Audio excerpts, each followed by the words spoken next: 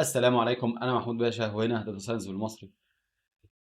النهارده إن شاء الله إحنا هنتكلم عن البرسيجن ريكول تريد أوف، جزء من البرفورمانس ميجرز والبرفورمانس متريكس بتاعة الكلاسيفيكيشن، خاصة الباينري كلاسيفيكيشن.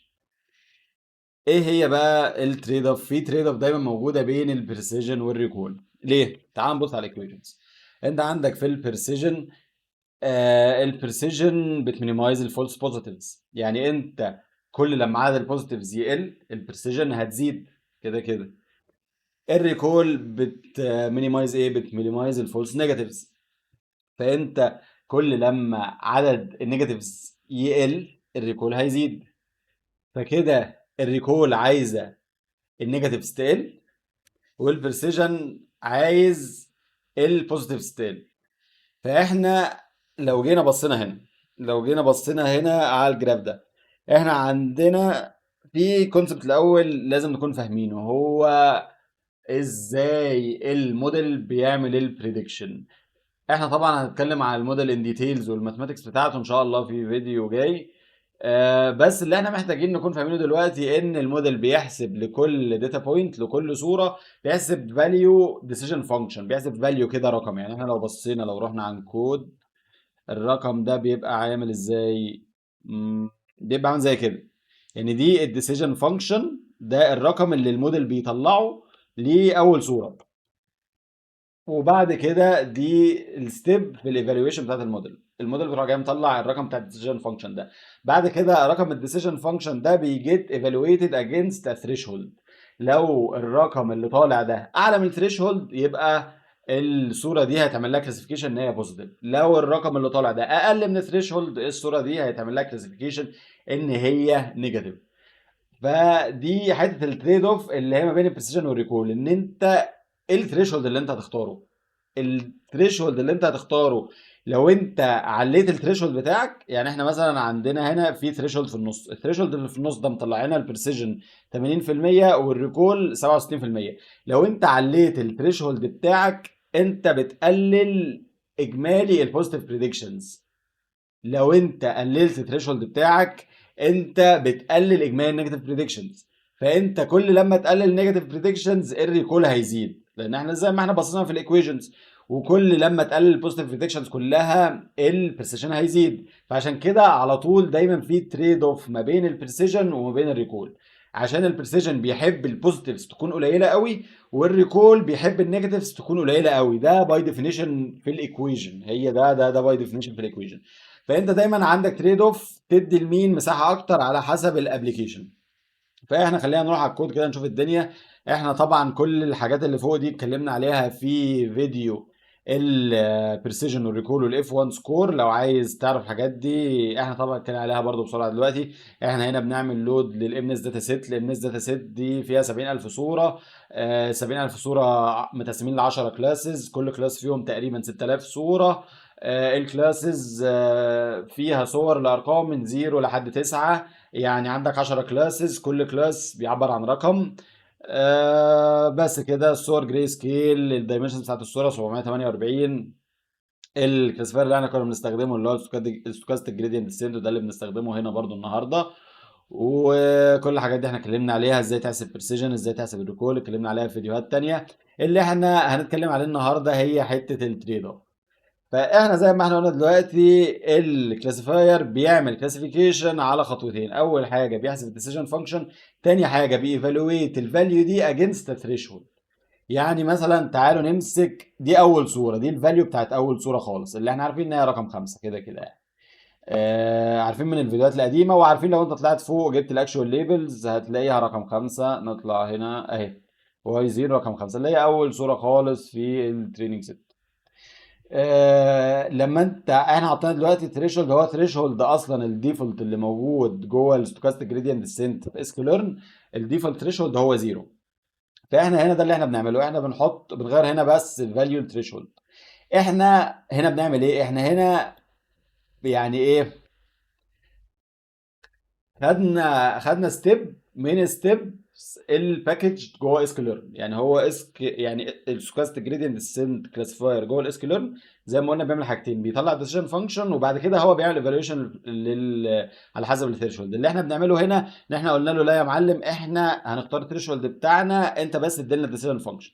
فده اللي احنا عملناه هنا، احنا جبنا الفاليوز بتاعت الديسيجن فانكشن وبن ايفالويتد اجينست الثريشولد. لو هي اكبر من الزيرو هنعمل لها بوزيتيف، لو هي اقل من الزيرو هنعمل لها نيجاتيف. بوزيتيف اللي هو ترو، نيجاتيف اللي هو فولس، وده اللي احنا بنعمله في الكود هنا. احنا لو غيرنا الثريشولد، لو خلينا بدل ما هو ثريشولد 0 خلينا ثريشولد 3000، بص بتختلف الدنيا، بتختلف. وزي ما احنا رحنا للصوره هنا، كل ما انت تعلي الثريشولد كل لما البوزيتيفز هتقل، فانت عندك البرسيجن هيزيد. فاحنا لما غيرنا الثريشولد هنا بص الفاليوز اختلفت، يعني البريدكشنز اختلفت، لان دي كانت 2000، ف 2000 اكبر من الزيرو فاتحطت هنا بترو. لكن لما جت هنا الثريشولد غيرناها ل 3000، شفنا 2000 اكبر من 3000 لا، فراح جايه محطوطه بفولس. فكده اتعمل كلاسيفيكيشن على حسب الثريشولد دي ان الصوره دي مش رقم 5، وهي في الحقيقه هي رقم 5. بس احنا بنعمل الموضوع ده كله عشان نشرح التريد اوف اللي ما بين البرسيجن والريكول. فاحنا نقدر نعمل كام ثريشولد؟ احنا نقدر نعمل ثريشهولدز كتير جدا على حسب عدد ال الارقام اليونيك اللي جوه الديسيجن فانكشن. يعني ممكن نعمل ثريشهولد عند 2164 وهيبقى عنده البرسيجن والريكول بتاعه. نعمل ثريشهولد تاني عند نيجاتيف 5897. نعمل ثريشهولد تالت عند اللي بعده، نعمل ثريشهولد رابع عند اللي بعده. ممكن نعمل ثريشهولدز كتير جدا. طب احنا هنعمل انهي ثريشهولد عشان خاطر هو كل ثريشولد بيكون ليه بريسيجن والريكول بتاعه؟ طب احنا بنختار الثريشولد على اساس ايه؟ لان احنا عايزين نختار احسن ثريشولد. فاحنا ممكن نعمل بلوت باستخدام الفانكشن دي. الفانكشن دي جاهزه موجوده في اسكيو ليرن، اللي هي بريسيجن ريكول كيرف. دي بتجيب لنا عند كل ثريشولد، بتجيب لنا بتجرب كل البوسيبل ثريشولدز، وكل واحد عنده الريكول بتاعه والبرسيجن بتاعه. فاحنا ممكن نستخدم الفانكشن دي في ان احنا نعمل بلوت للبرسيجن والريكول عكس بعض، يعني قدام بعض، والثريشولد هيكون على الاكس اكسس. فاحنا لما نشوف كده الريكول زي ما احنا قلنا، كل ما الثريشولد بيزيد الريكول بيقل، ولما الثريشولد بيزيد البرسيشن بيزيد معاه. فاحنا عايزين نشوف، انت مثلا احنا كنا قلنا ان انت بتختار انت عايز تزود البرسيشن ولا عايز تزود الريكول على حسب الابلكيشن بتاعك. ممكن انت الابلكيشن بتاعك يكون عايز البوينت اللي فيها البرسيشن والريكول اعلى حاجه، فهي مثلا تكون هي البوينت دي، البوينت اوف انفليكشن اللي البرسيشن والريكول بيلمسوا في بعض، هي البوينت دي مثلا. وانت ممكن تعمل برضو بلوت للبرسيجن قدام الريكول على طول بطريقه تانية. هي ثريشولدز المختلفه موجوده في الصوره دي، بس موجوده ضمنيا يعني في الصوره اللي هي بين السطور. ازاي بقى بين السطور؟ لان احنا عاملين هنا في الجراف ده عاملين بلوت للبرسيجن قدام الريكول، وكل واحد فيهم عنده ثريشولد مختلف. فانت يعني ثريشولد المعلومه دي موجوده جوه الجراف. فانت مثلا هتيجي تشوف احنا الفيرتيكال لاين احنا عاملينه ده عند ثريشولد 3000. انت مثلا عايز البرسيجن يكون بكذا، طب ما انت الريكول عندك هيكون بكذا. عايز البرسيجن يكون بكذا، طب ما انت الريكول عندك هيكون بكذا. بس فهي دايما بيكون في ما بين البرسيجن والريكول تريد اوف. طب افرض احنا مثلا دلوقتي عايزين نختار الثريشولد اللي هيحقق لنا برسيجن 90%، احنا عايزين البرسيجن بتاعنا يبقى 90%. نقدر نعمل كده ازاي؟ نقدر نعمل كده باستخدام الارج ماكس في نمباي، اللي هو اللي احنا بنعمله هنا ده. اللي احنا بنعمله هنا ان احنا جبنا البرسيجنز اري اللي كان جاي لنا من الفانكشن بتاعت اسكيو ليرن، اللي هي بريسيجن ريكول كيرف دي، اللي بتجرب كل الثريشولدز الممكنه وبترجع لنا اري فيه كل البرسيجنز اللي هي associated with each threshold، وكل الريكولز برضو associated with each threshold. احنا بنعمله هنا ان احنا بنجيب الاندكس بتاع اول الاندكس بتاع اول بريسيجن اكبر منه اور ايكوال 90%، وبعد كده بنروح جايين مستخدمين الاندكس ده في ان احنا بنجيب الثريشولد اللي بيقدر يوصلنا لده. فالثريشولد اللي بيقدر يوصلنا لده هو ان الثريشولد يكون 2123 بوينت كذا كذا كذا.